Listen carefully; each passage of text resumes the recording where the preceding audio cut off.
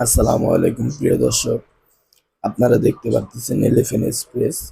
তো এলিফ্যান্ট এক্সপ্রেসের জন্য আমাদের চায়না থেকে কিছু মেশিন এসেছিল বাংলাদেশে কাজের জন্য। তো এই মেশিনগুলো 5 আগস্ট আগুনে পুড়িয়ে দেওয়া হয়েছে।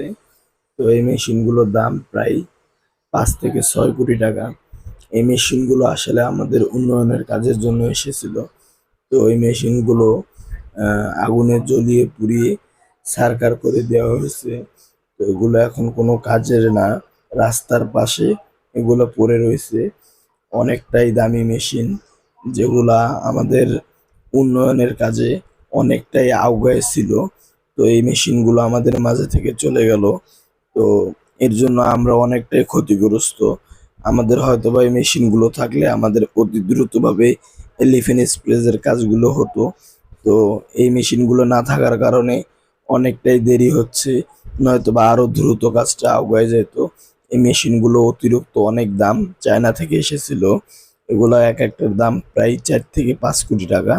তো এগুলা 5 আগস্ট একদম পুড়িয়ে ছারখার করে ফেলেছে। এগুলা এখন একদম ভাঙারি হিসাবে বিক্রি হবে। এগুলো কোনো কাজের না। এই যে দেখতে পারতেছেন, এই এলিফ্যান্ট এক্সপ্রেসের কাজের জন্য এই মেশিনগুলো আনানো হয়েছিল, পাইলিং মেশিন।